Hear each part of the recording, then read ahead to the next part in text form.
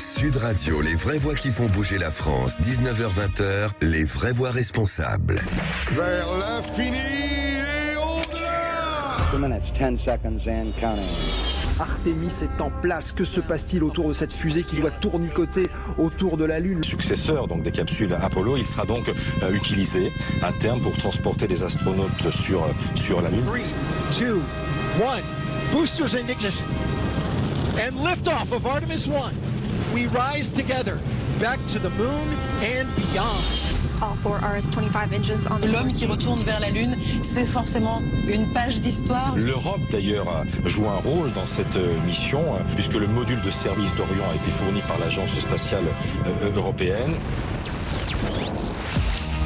Et la nouvelle méga fusée de la NASA décolle pour la première fois vers la Lune. Après 2 reports dus à des problèmes techniques et aux conditions météo, la méga fusée SLS, la fusée la plus puissante au monde pour la mission Artemis 1, a pris son envol de Floride à 7h47 de Paris. Une mission marquant le grand retour d'un programme vers la Lune. Ce vol test lancé 50 ans après le dernier vol du programme Apollo. La capsule Orion, qui n'a pas d'astronaute à bord, n'allunira pas, mais s'approchera de la Lune à près de 64 000 km, un record pour un vaisseau habitable. Et une mission de test Artemis 1 qui doit durer un peu plus de 25 jours devra vérifier ce que ce nouveau vaisseau est capable de transporter un équipage jusqu'à la Lune pour les prochaines années. Et une nouvelle ère. En 2024, Artemis 2 prendra des astronautes à son bord jusqu'à la Lune, mais sans y allunir.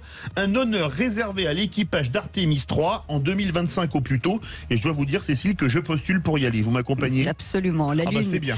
Et la conquête spatiale vont-elles vous faire rêver? On vous attend au 0826 300 300. Bienvenue dans Les Vraies Voix. Les vraies voix Sud Radio. Et pour en parler, Philippe, nos invités ce soir. Véronique Bonnet-Favre, responsable industrielle Airbus sur le vaisseau Orion. Bonsoir. Bonsoir. Avec la magnifique fusée de Tintin, on a marché sur la Lune. Exactement. Ça rappelle des lectures d'enfance.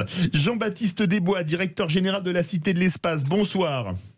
Bonsoir Philippe, bonsoir à vous. Bonsoir. Et Didier Schmitt, directeur de la stratégie de l'exploration à l'Agence spatiale européenne. Bonsoir. Bonsoir. Alors, c'est à peu près 50 ans, on retourne sur la Lune. Est-ce que vous imaginiez ce retour? On va commencer par Didier Schmitt.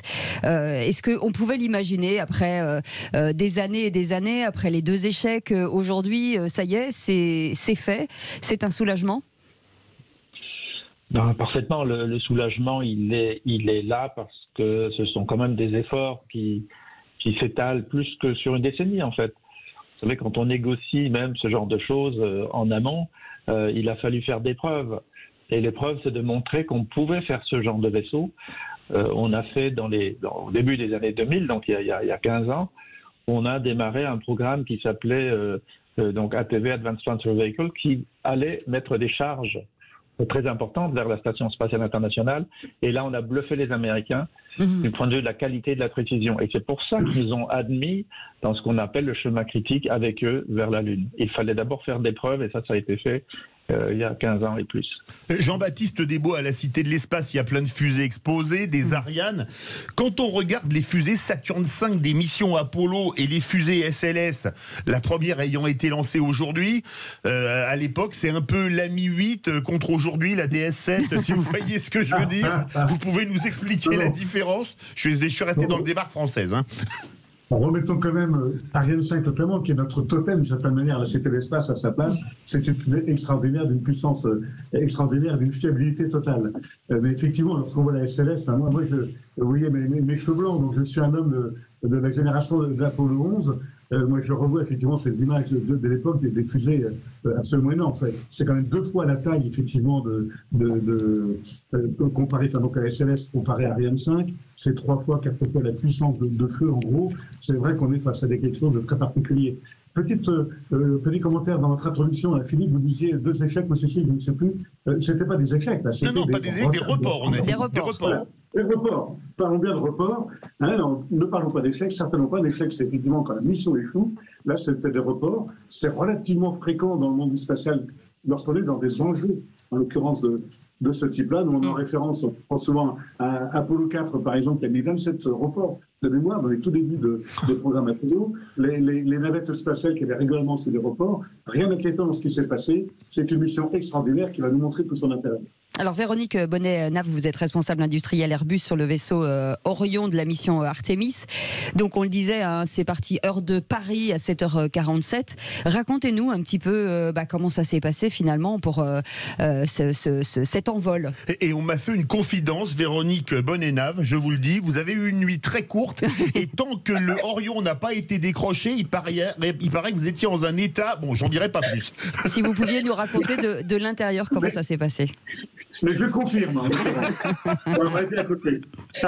C'est exactement ça. Cette journée, elle était attendue par le monde entier, dans toute la communauté spatiale. Elle était particulièrement attendue par les Européens, puisqu'on fait partie de l'aventure. Et quand on travaille ou qu'on a travaillé sur cette mission, c'est un peu comme un grand rêve et ça se réalise. Donc là, à l'heure actuelle, je peux vous dire que le vaisseau est en route vers la Lune. Il est 100% sous la responsabilité du module européen pendant plusieurs jours encore. Et que maintenant, la réussite de la mission, ça va être grâce au travail de l'Europe. Donc on croise fort les doigts et je pense très fort aux équipes parce que vraiment... je pense que là, les équipes d'Airbus qui sont dans les centres de contrôle à Houston et à l'ESA doivent être encore comme ça, alors que nous, on va pouvoir dormir ce soir, mais pas eux. Allez-y. Et je peux vous dire aussi, justement, pour en avoir vécu en direct, donc avec le recul de celui qui n'est pas opérateur en tant que tel, à la Cité de l'Espace avec des visiteurs, c'est vrai qu'on voyait à la fois la tension des gens qui étaient là. On avait donc Philippe Perrin comme astronaute, nous avons des gens d'Airbus, des gens d'IPS, et autres. Et on a vu la libération de la joie et cette joie communicative. C'est ça le monde du spatial aussi, l'idée pour en témoigner aussi largement. Hein. Absolument. Didier Schmitt, quelles étaient les peurs en fait aujourd'hui? Normalement il devrait plus arriver grand chose. Enfin, on ne sait jamais. Mais c'était quoi finalement les enjeux après ces deux arrêts avant qu'elle ne démarre cette fusée? C'est une mission en fait qui a 3 objectifs pour une première mission. Le premier objectif, cette fusée n'a jamais décollé, donc il fallait qu'elle décolle, que les boosters se décrochent correctement, que le 3e étage s'allume, etc., etc. Donc déjà un premier élément. Le deuxième élément, on vient d'en parler, c'est tout ce qui est poussé et contrôle d'attitude, donc du système le module de service européen. Ça, je peux vous dire que c'est pas fini. On va encore travailler là-dessus, donc en permanence jusqu'au retour, parce qu'il va falloir faire toutes les manœuvres, revenir vers la Terre, et c'est seulement à ce moment-là qu'on va lâcher la capsule Orion. Et c'est là le 3e objectif de la mission, c'est de démontrer la rentrée atmosphérique à très haute vitesse, donc plus de 11 km par seconde, de la capsule Orion.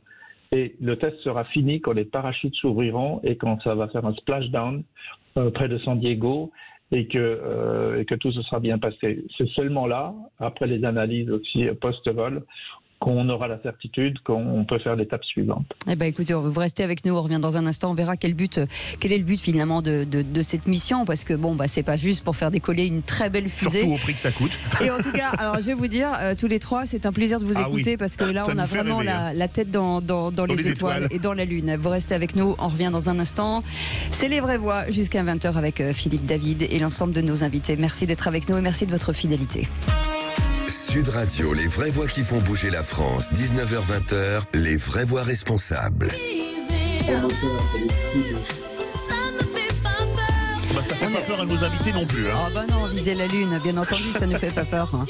Et avec nos invités, Véronique Bonnet-Nave, qui est avec nous, responsable industriel Airbus sur les vaisseaux Orion et de la mission Artemis. Jean-Baptiste Desbois, directeur général de la Cité de l'Espace, Jean-Baptiste Desbois qui est avec nous, bien sûr, et Didier Schmitt, direction de la stratégie de l'exploration à l'Agence spatiale européenne. Bien entendu, vous êtes sur Sud Radio, ce sont Les Vraies Voix. On parle de cette mission Artemis 1. on vise la Lune avec beaucoup de monde et c'est assez international. Absolument. Véronique Bonnet-Nave. Alors, ce programme, c'est un programme international. Outre les USA, il y a l'Europe, le Royaume-Uni, le Canada, le Japon, la Suisse. Quel rôle est joué par chacun des partenaires, dont on sait que vous êtes la plus importante, c'est évident. C'est sûr. C'est gentil. Non, je ne suis pas sûre d'être la plus importante.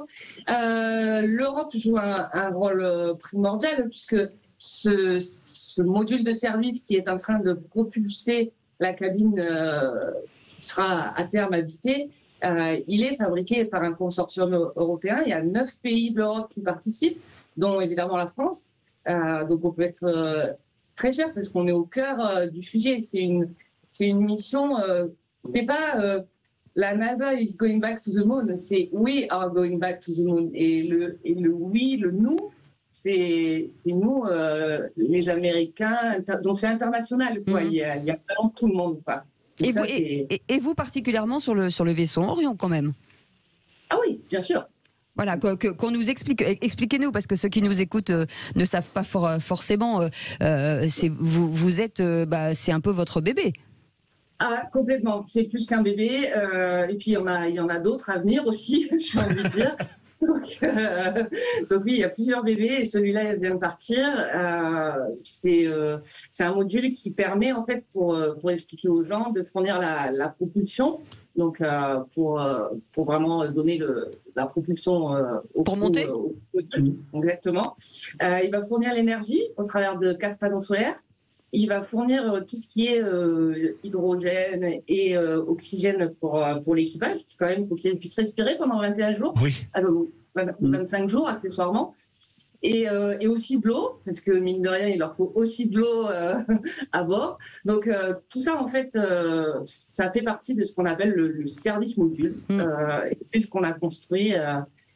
Donc la construction a lieu en Allemagne, mais les équipements viennent de partout dans le monde. Didier Schmitt, elle est vide, mais pas vraiment vide. C'est-à-dire qu'il y a des mannequins à l'intérieur, à peu près la taille des astronautes, j'imagine, puisque le but de cette Artemis 1, c'est que finalement, il y ait de vrais astronautes à l'intérieur. Donc, comment on travaille, sur quels principes, les poids, enfin, j'imagine que tout est important. Absolument. Alors, vous savez, c'est comme si vous preniez une voiture et que vous alliez faire des tests un petit peu rudes avec. Vous n'allez pas prendre la voiture de série qui sort. Donc, il y a encore des améliorations à faire avant de mettre donc les hommes à bord. C'est pas la peine de mettre de l'oxygène alors qu'il y a personne à bord. Vous citiez ces espèces on appelle ça des analogues humains, donc qui sont à bord. La partie principale de cette expérience, c'est des capteurs de radiation. Donc on appelle ça des fantômes, ils ont des centaines de capteurs à l'intérieur et on teste des protections contre les radiations. D'ailleurs, il y a ce qu'on appelle un fantôme féminin, un fantôme masculin, parce qu'on n'a pas la même physiologie et les mêmes risques de cancer, par exemple au niveau des seins et les ovaires pour la femme. Et donc ça va nous apprendre énormément de choses parce qu'on va tourner plusieurs fois autour de la Lune et puis on va revenir. Ça fait quand même 50 ans qu'on ne l'a pas fait et à l'époque on n'avait pas toute cette technologie. Ça veut dire qu'on va développer, suite à ces données, et améliorer donc ces protections, parce que s'il y avait, par malchance, une éruption solaire, lors de ces missions, il va falloir trouver des moyens de protection pendant quelques jours. Jean-Baptiste Desbois, vous êtes directeur général de la Cité de l'Espace. On vous a déjà eu sur Sud Radio, vous connaissez tous les programmes spatiaux depuis Spoutnik. Est-ce que c'est une vraie prouesse technique? Alors, on a lu en préparant l'émission que le bouclier thermique, c'est le plus important jamais construit. Ça atteint des températures qu'on ne peut pas imaginer, puisque pour rentrer dans l'atmosphère, il va devoir affronter une température qui est à la moitié de la température de la surface du Soleil, où on va assez rarement, ce qui, d'après mes calculs, fait à peu près 2800 degrés. Oui. Et il faut se rendre compte, Didier Schmitt parlait tout à l'heure des 11 km/s, la vitesse de rentrée dans l'atmosphère. 11 km/s, c'est l'équivalent de Paris-Toulouse en moins d'une minute. Ça va être du 40 ou 50 secondes. Là, vous avez un objet qui va de Toulouse à Paris, là, c'est un truc à vous envoyer, là, dans les 50 secondes, même pour la fin de l'émission. Ça nous arrangerait parfois. Oui, ça nous arrangerait, oui. Alors, le mail existe, hein, celui sinon. Hein, je ne donnerai pas une information rapide. Mais en tout cas, il faut se rendre compte de ça. Et c'est ça, d'ailleurs, qu'on explique aux visiteurs, justement, ces analogies pour expliquer des choses qui ne sont même pas compréhensibles. 2100 degrés, ça veut dire quoi? 11 km/s, ça veut dire quoi, etc. Donc, on le traduit justement auprès des visiteurs en permanence sur ce point-là. Alors, c'est justement ce qu'évoquait Didier et puis Véronique, c'est par rapport à Orion, le test de bouclier thermique est un des enjeux majeurs effectivement de cette mission, ça, clairement, oui. Mais Didier, je reviens sur ce que vous disiez tout à l'heure. Est-ce que toutes ces informations sont traitées en direct ou elles seront traitées dans 25 jours? Est-ce que déjà vous commencez déjà à analyser certaines données que la fusée peut vous envoyer?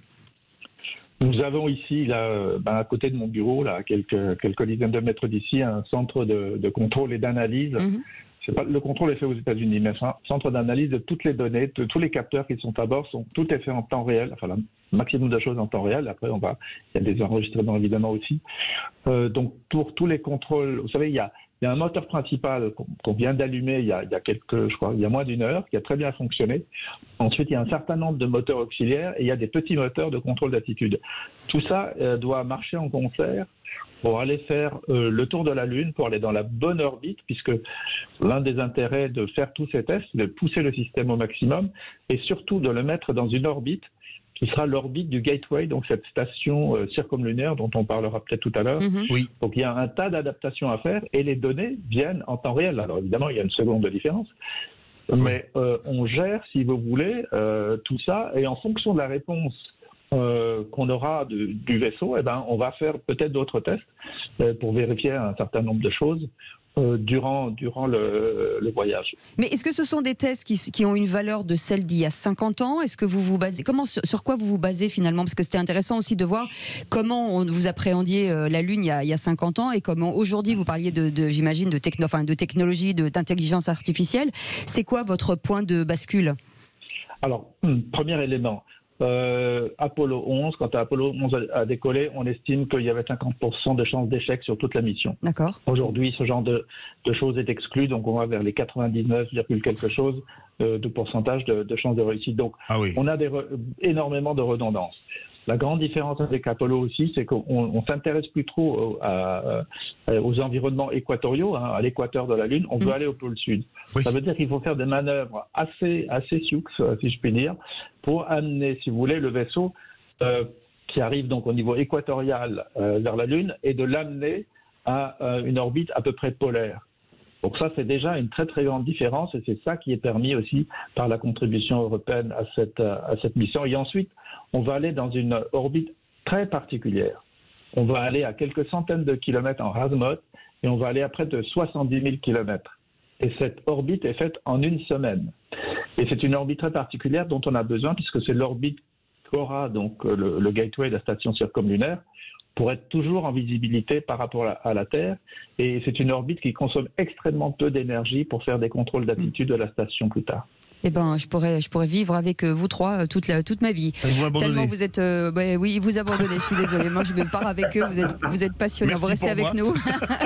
Allez, je vous emmène quand même. Vous restez avec nous dans quelques instants. On a tellement de questions à vous poser. Et merci de vulgariser le message parce que c'est ça aussi qui est intéressant chez nous. Merci. Vous restez avec nous. C'est les vraies voix. On est encore pour une demi-heure. Oui, on sait, ça va vite passer, mais en tout cas, on ira chez vous parce que vraiment, ça donne envie d'y aller. Allez, à tout de suite et bienvenue dans les vraies voix et bienvenue sur Sud Radio surtout. Sud Radio, les vraies voix qui font bouger la France, 19h-20h, les vraies voix responsables.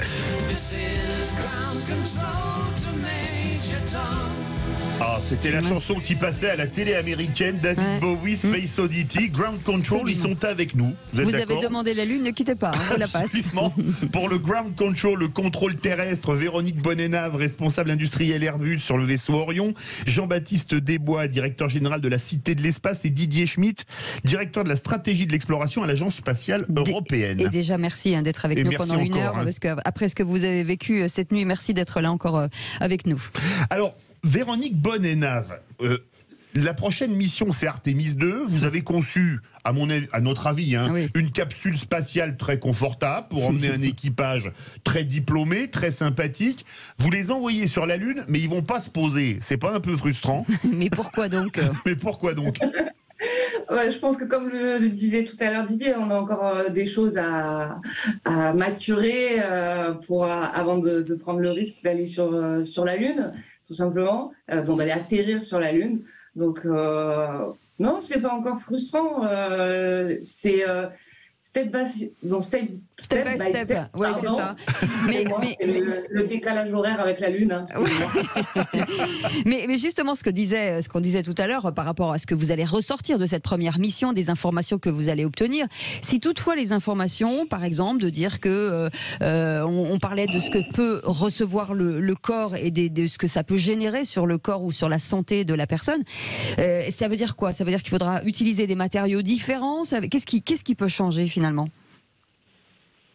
Je ne sais pas qui peut répondre. La question est pour qui? Oui, alors, si vous voulez. Alors, déjà, une chose qu'il faut bien clarifier, cette capsule Orion, déjà, il faut bien avoir en tête qu'elle ne va pas à l'unir. D'accord. Donc, elle n'est faite que pour aller autour de la Lune, se docker donc, à ce Gateway qui sera une station circumlunaire qu'on va commencer à assembler en 2025, entre 2025 et 2028. Je fais une parenthèse, la moitié de cette station, on est déjà en train de la construire en Europe. C'est encore un autre sujet. Donc une fois que les astronautes iront dans cette station, ils vont donc se connecter, ils vont sortir de cette capsule Orion, aller dans la station, et là, sur les 4, il y en a 2 qui vont descendre. Alors comment vont-ils descendre? Ça, c'est encore une question. La NASA, pour l'instant, finance le projet donc du Starship, donc ce serait avec le Starship, et ils ont lancé une deuxième option, parce qu'évidemment, ils veulent 2 options pour être sûr qu'il y en ait au moins une qui marche, et s'il y en a une qui a du retard, ils n'auront pas trop de retard sur les Chinois. Il faut aussi prendre ça en considération. Donc au mois de janvier, on aura déjà quelques idées sur cette deuxième option. Alors il y a un autre milliardaire américain qui se positionne évidemment pour être cette deuxième option. Donc la mission est évidemment bien plus compliquée que ça. Ce qu'on fait aujourd'hui, c'est qu'on teste entre guillemets l'aller-retour. La prochaine fois, on va mettre des bonhommes pour faire l'aller-retour, donc ils vont piloter un peu cet engin aussi. Et la 3e fois, en principe, serait la bonne pour aller se poser, et à partir de là, normalement, avec une fréquence d'une fois par an. Jean-Baptiste Bonnet-Nave, une question de Béotien. Jean-Baptiste Desbois. Desbois, pardon. Excusez-moi, vous êtes l'un à côté de l'autre, c'est pour ça. Vous êtes mariés, ça y est, c'est fini, c'est définitif. C'était un mariage en direct dans les vraies voix de Sud Radio. Qu'une question, qu'est-ce qu'on peut espérer scientifiquement et financièrement d'une mission sur la Lune située à 400 000 km, une mission dont la phase 1 a quand même coûté la bagatelle de 92 milliards de dollars?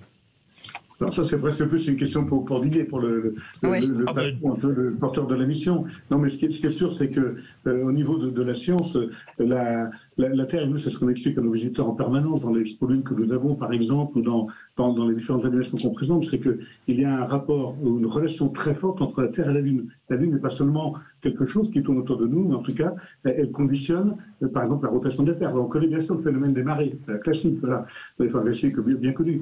Mais, par exemple, la rotation de la Terre et la rotation de la Lune sont conjointes sur ce plan-là, et la Lune donc a contribué à faire ce que la Terre est aujourd'hui, y compris dans son climat, par exemple. Voilà. Donc, on a besoin de comprendre encore mieux la Lune sur ce plan-là. Si on revient sur les missions Apollo, pour revenir là-dessus, pour répondre, je vais dire, un retour dans le futur, comme je pourrais dire un petit peu, ou peut-être l'inverse, d'ailleurs, archéologie du futur, je ne sais pas, c'est grâce aux missions Apollo aussi, ont été inventés des matériaux. On peut penser au scratch, on peut penser à des choses comme cela. Du team building, par exemple, c'était une énorme expérience au niveau de l'Amérique. Autour de 400 000 personnes mobilisées pendant une petite décade, en gros, sur ce plan-là. C'est l'informatique qui a été vraiment utilisée, c'est presque les prémices de l'informatique qui ont été posées. De la gestion de projet également. Imaginez, parce que vous avez vu le film Hidden Figures, qui est donc les mathématiciennes, en plus pour une certaine partie noire, en l'occurrence, donc qui étaient reléguées dans des bureaux avec des calculs extraordinaires qui ont sauvé des missions Apollo, mais qui l'ont fait, les femmes de Londres, qui l'ont fait à la main, quasiment, avec des règles à calcul, les machins et tout. Aujourd'hui, et donc ça a permis de faire naître ça. Donc on peut totalement espérer aussi qu'une mission comme Artemis va apporter ce genre de choses. Et puis, de mon côté, alors là, de manière très... Là, je m'adresse à Didier Schmitt, là. Je compte sur Didier pour me faire ramener, grâce à la mission, on va dire Artemis, qui a Artemis 5, peut-être une pierre de lune, comme on en a une, qu'on montre aux visiteurs avec Apollo 15. Fabuleux. Ramené en 71, prêté par la NASA. Donc, Didier, je compte sur toi. C'est un autre mariage que je propose. Est-ce que justement, Didier, vous pouvez répondre, est-ce que finalement cette richesse minérale, on s'imagine peut-être, alors pardon, parce que on est vraiment nous des est-ce que ce qui se passe sur la Lune a pu changer depuis 50 ans? Est-ce que quelque chose a pu évoluer? Est-ce que c'est ça qu'on cherche aussi? Alors, première chose, il faut hiérarchiser le pourquoi. Le premier pourquoi, il est géopolitique, on peut en parler tout à l'heure. Oui. Le deuxième, voire le troisième pourquoi, c'est la partie scientifique. J'ai dit tout à l'heure qu'effectivement, cette fois-ci, on va en équatorial, en orbite équatoriale, pour se poser au pôle sud. Pourquoi? Parce que depuis 50 ans, avec des satellites qui ont tourné autour de la Lune, on a découvert vraiment entre guillemets, des poches d'eau. Donc c'est de l'eau glacée, évidemment, des fois à moins 200 degrés, sous le régolithe lunaire, et c'est ça qui devient intéressant. Donc aller sur le pôle sud de la Lune, ça permet effectivement non seulement de trouver des endroits intéressants pour extraire de l'eau quand on en aura besoin pour faire hydrolyser l'eau, par exemple, pour faire de l'oxygène et de l'hydrogène, ce qui fait du carburant, mais la chose principale, c'est que quand vous êtes dans des cratères, par exemple, à moins 200 degrés sur le pôle sud de la Lune, tout ce qui s'est échappé de la Lune depuis quasiment l'origine de la Lune, en tout cas l'origine des cratères, ça fait des millions d'années, tout ce qui s'est échappé a été cryogénique, c'est-à-dire c'est congelé à moins 200 degrés. Donc en prenant des échantillons à cet endroit-là, vous avez l'histoire, si vous voulez, du système solaire et de la Lune depuis des millions d'années. Non seulement les micrométéorites qui sont arrivés dessus, mais ce qui est aussi sorti et évaporé donc depuis l'antre de la Lune, qui s'est tout de suite gelé à moins de 200 degrés. Donc c'est l'endroit scientifique le plus important par rapport aux missions Apollo qui n'ont été qu'à l'équateur. Sur des sujets très simples, pardon Philippe, sur des sujets très simples, parce que j'essaie d'aller au bout, ceux qui nous écoutent dans leur voiture en disant qu'est-ce que ça peut changer finalement dans mon quotidien, parce que c'est ça aussi de se dire que on voit une fusée s'élever et on se dit qu'est-ce que ça peut m'apporter demain. Alors, déjà, la connaissance, ça a un coût, mais ça n'a pas de prix. C'est vrai. Si je puis dire. Et ensuite, il faut... j'entends souvent, effectivement, des questions, même des critiques sur le budget. Il faut remettre les choses à... moi, c'est pas du tout le budget. Je me dis, qu'est-ce que finalement, la connaissance qu'on va avoir, est-ce que ça peut avoir une incidence sur notre climat, sur notre science, sur les produits qu'on va utiliser, sur les matières qu'on va utiliser, sur qui pourraient, je sais pas, avoir un intérêt dans l'industrie automobile, dans l'industrie en général. D'accord. Donc, un exemple très simple. On a besoin de rester sur la Lune non seulement les 14 jours, mais aussi les 14 nuits. Donc, on va faire des missions de longue durée, ce qui fait qu'on a besoin de piles à combustible régénérables. Pour l'instant, on est vraiment au tout début. Donc, les piles à combustible, ça veut dire quoi? C'est vous prenez de l'eau, vous l'électrolysez, hydrogène-oxygène, vous remettez les deux molécules ensemble, ça vous refait de l'eau et de l'énergie. Et donc ça, si vous voulez, ça, dans tous les domaines, que ce soit les transports ou même pour chauffer votre maison, etc., c'est des choses qui vont vraiment faire exploser l'innovation parce que nous, on a besoin de résister en moyenne à moins 170 degrés pendant 14 jours, qui sont des nuits lunaires. Donc, le challenge, le défi est tellement haut qu'on va obligatoirement avoir des retombées assez importantes. C'est juste un exemple, il y en a encore évidemment beaucoup d'autres. Quand vous imaginez que 4 personnes devront rester dans un véhicule, par exemple, pressurisé et faire plusieurs centaines de kilomètres sur la Lune, il y a énormément à faire dans tous les domaines des automatismes, de l'intelligence artificielle, du recyclage, de la télémédecine, etc. C'est fascinant, c'est fascinant. Mon élément complémentaire peut-être là-dessus, effectivement, le spatial de manière générale, c'est un lieu de recherche et développement majeur, à la fois de recherche fondamentale, mais de recherche appliquée. Et on sait combien, dans un pays, la recherche, Didier l'a dit, comment la recherche tire l'innovation d'un pays et nous amène vers des technologies du futur pour les besoins qu'on a aujourd'hui. Puis, autre élément, conséquence ou enjeu, d'ailleurs, la NASA d'ailleurs représente beaucoup en enjeu, c'est aussi comment inspirer les jeunes. Inspirer les jeunes, nous on le voit, le public qui vient chez nous, même des jeunes qui sont passés à la cité il y a quelques années, voire plusieurs années et autres, et nous disent, mais voilà, en voyant ces lancements, en venant dans des sites comme les nôtres, en suivant les activités des jeunes, je ne sais quoi, on était inspirés, ça m'a donné envie de partir vers ce métal. Et ça, c'est formidable. C'est demain qu'on est en train de construire. C'est ça. Par rapport à votre question, c'est qu'on ne sait pas quel demain on construit. C'est ça. Ce qui prouve, on va partir en pub, que finalement le retour des mathématiques à l'école, c'est plutôt une bonne idée. Allez, on revient dans un instant pour les dernières petites minutes. Merci en tout cas d'être là. On revient dans un instant. C'est les vraies voix, direction l'espace, direction la Lune. On revient tout de suite. On est en orbite. Allez, on y va. À tout de suite. Sud Radio, les vraies voix qui font bouger la France, 19h-20h, les vraies voix responsables. Du Sinatra, ça fait du bien. C'est ma chanson préférée. Véronique Bonnet est avec nous. Véronique Bonnet-Nave, est avec nous, responsable industriel Airbus sur le vaisseau Orion de la mission Artemis. Jean-Baptiste Desbois est avec nous, directeur général de la Cité de l'Espace. Et puis Dominique Schmitt, direction de la stratégie de l'exploitation à l'Agence spatiale européenne. Nous avons la crème de la crème en direct sur Sud Radio ce soir, puisqu'on parle de la Lune, on parle de cette mission Artemis 1, et on parlait de géopolitique tout à l'heure. Philippe, d'abord, vous voulez revenir sur une question à Véronique Bonnet-Nave, qu'on a divorcée pendant la pub avec Jean-Baptiste Desbois, puisqu'on les avait mariés un peu de force. L'objectif suivant, c'est Mars, c'est vrai. Est-ce que vous pouvez nous en parler? Par exemple, la capsule Orion, elle pourra aller sur Mars? Alors, d'un point de vue technique, on n'est pas encore prêt, apparemment. Je pense que Didier pourrait compléter ma réponse. Mais ça n'empêche pas de rêver qu'on puisse y aller. Donc moi, je rêve qu'un jour on aille sur Mars. Et je pense que le 16 novembre 2022 marque la date du début où l'exploration spatiale, ça y est, on va s'ouvrir les portes grâce à la mission Artemis. Et ça s'est passé sur Sud Radio. Oui, donc ça veut dire que la Lune, ce serait peut-être une marche pour finalement pouvoir aller sur Mars, Didier Schmitt.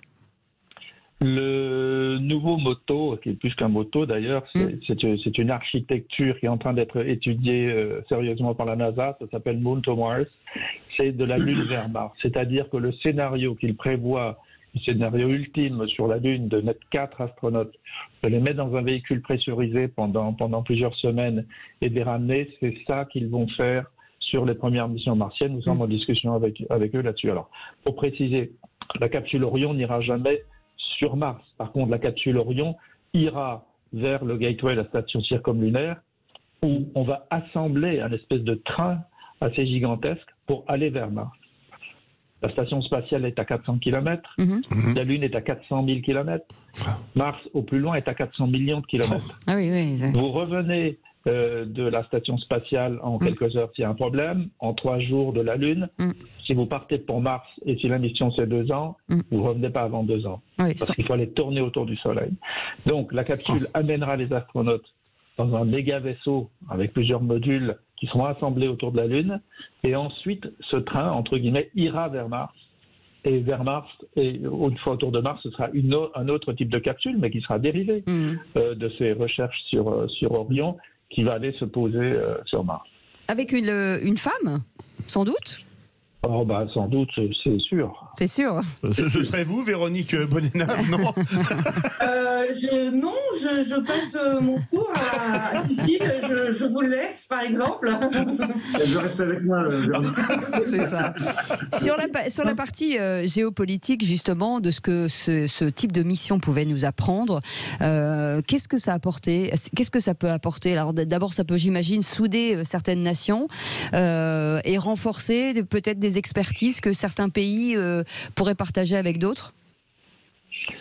Oui, enfin la question géopolitique, elle est assez vaste, parce que si vous voulez, l'exploration spatiale, c'est très culturel aux États-Unis. C'est un geste politique. Il faut dire ce qui est. C'est une mouvance culturelle. Il faut aller vers un avenir positif, etc. Et derrière ça, se cache aussi quand même la compétition qui va quand même se dévoiler au fur et à mesure avec la Chine. Il faut rappeler qu'en ce moment, il y a quand même 3 Chinois qui orbitent la Terre dans leur propre station spatiale, qu'ils ont assemblée en 18 mois. Nous, on a mis quand même 10 ans à assembler la nôtre. Bon, elle est plus petite, soit. Mais si vous voulez, la puissance de frappe de la Chine, elle est aussi industrielle et de plus en plus d'innovation. Ils se sont posés déjà sur la face cachée de la Lune avec des missions automatiques. Ils ont ramené des échantillons lunaires de façon automatique. Ils vont évidemment vouloir se poser le plus rapidement possible aussi sur la Lune et aussi au pôle sud de la Lune. Donc la compétition est évidemment lancée. Alors nous, de notre côté, avec les Américains, effectivement, on a une très forte entente, puisque ça fait longtemps qu'on travaille ensemble depuis le programme de la navette américaine. Évidemment, ça fait 20 ans qu'on est partenaire de la station et on va reconduire ce partenariat encore pendant une dizaine d'années.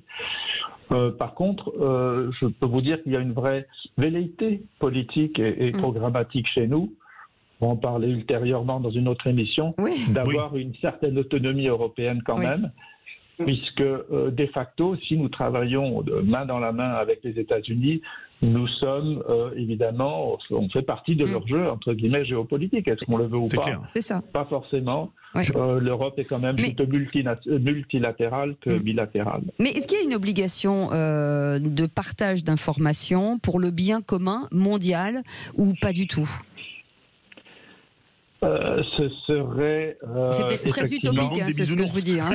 Oui, alors, si vous voulez, premièrement, pourquoi est-ce qu'on n'est pas retourné sur la Lune depuis 50 ans Quand vous gagnez, quand vous êtes champion du monde, toute catégorie, vous n'allez pas le week-end d'après aller battre votre propre record, ça ne sert pas à grand-chose. C'est sûr. Donc les Américains ont, entre guillemets, se sont un petit peu assoupis, et ils ont été réveillés par la Chine. Donc en fait, bon, c'est ça le nerf de la guerre. Ce serait tellement fantastique de faire tout ça ensemble. Comme on a fait la station spatiale ensemble entre Russes, Américains, Européens, Japonais, Canadiens, on pourrait imaginer une mission martienne ensemble avec les Chinois.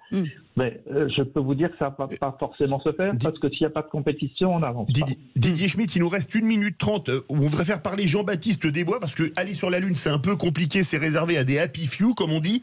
Il y a une expo en ce moment en 1 minute 30, Lune 2 à la Cité de l'Espace, à aller voir.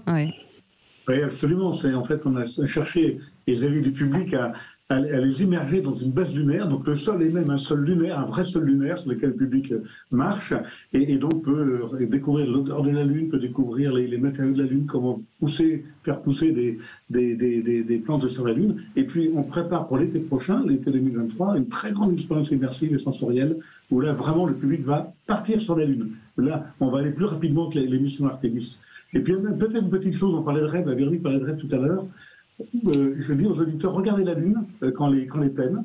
Vous la coupez en deux au niveau de l'horizontale, l'équateur, et vous prenez le premier quart de droite.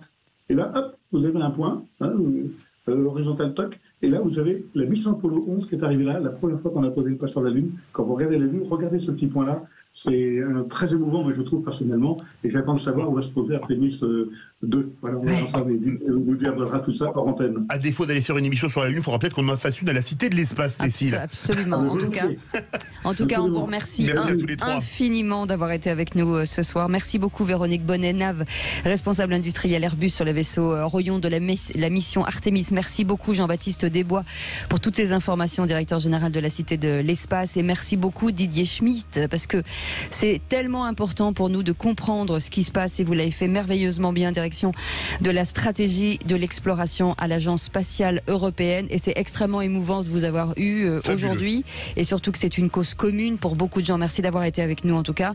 Dans un instant... On se retrouve à 17h mais sur le plancher des vaches demain. Oui, oh là là, oui, on va redescendre. On va redescendre.